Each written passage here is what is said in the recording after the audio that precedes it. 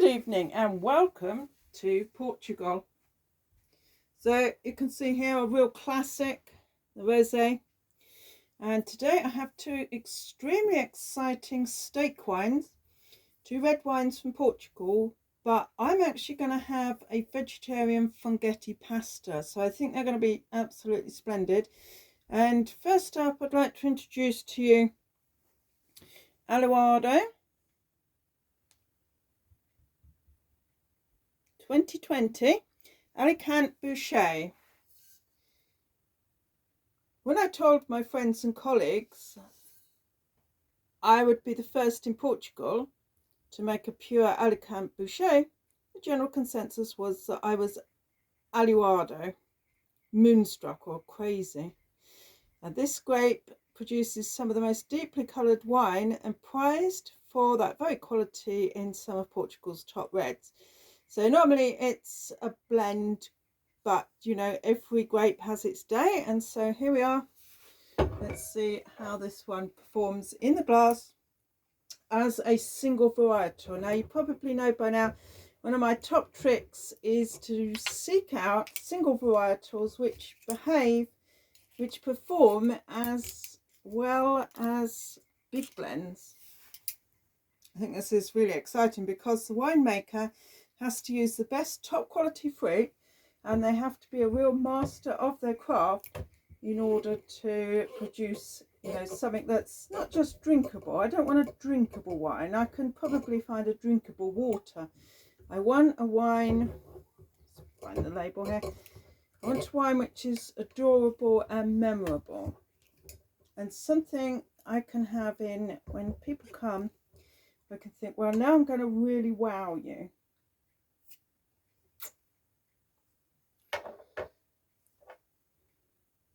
Aluardo. So let's see how this one's performing, and this is 13%.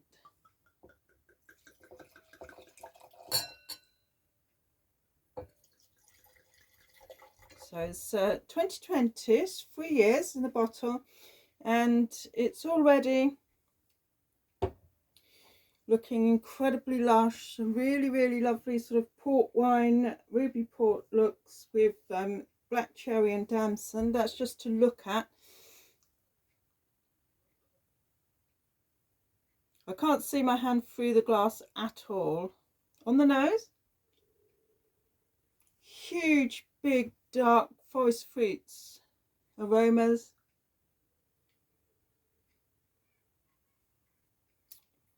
A little bit of grilled toast there as well.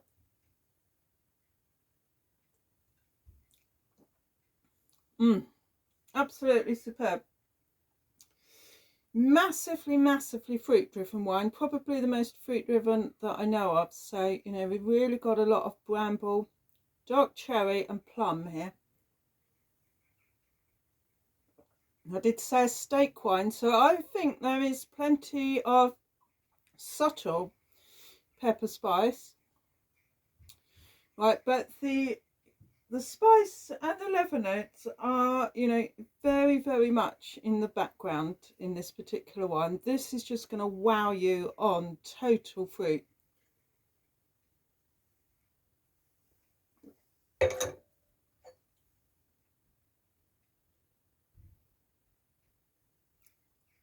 Again, this shape of glass doesn't give me a really fantastic nose, unfortunately.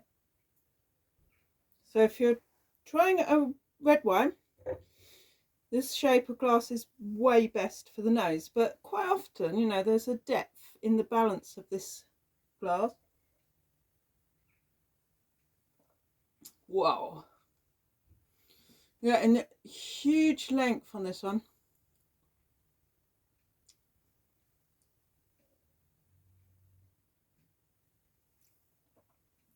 Very firm and robust. There's definitely some graphite pencil creeping in there, and there's a bit more tannin on the back of the tongue as well. I think this particular wine could last for another, say, 6 years in the bottle, but I don't think it would particularly improve with age. It's far too fruit driven, you know, and it's a wine which is absolutely beautiful as soon as you can possibly drink it, really. Fantastic expression of one of the most mysterious areas of Europe.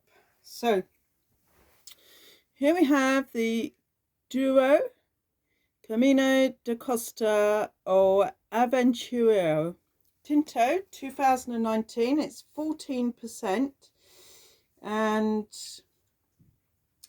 it's a coast which runs from the village of Sutorino down across the land of olive groves, through the vineyards, past the winery, and down to the river Pinero.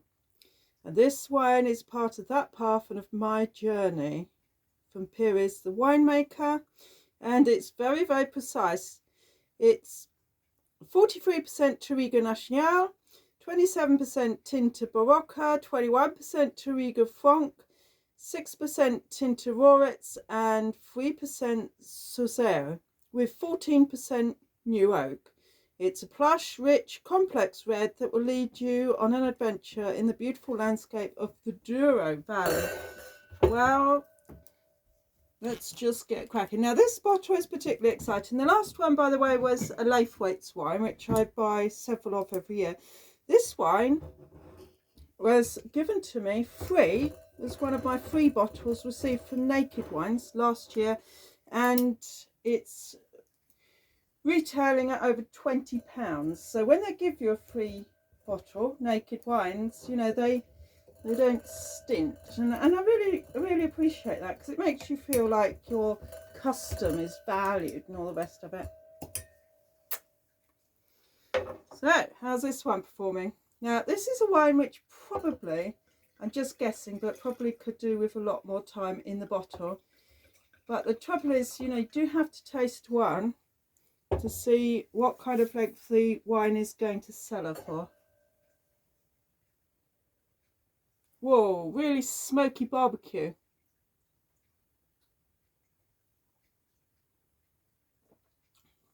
Well, nowhere near the plushness of this immediate wine. This has got heavy, heavy oak. Definitely the heaviest oak wine I've tasted all year. Massively enjoyable right now, but I have to say, yeah, this has got years, even decades more in the bottle. But, you know, they might give me another one. I'm mainly getting saddle leather, cedarwood, you know, cigar, toasted bran flakes.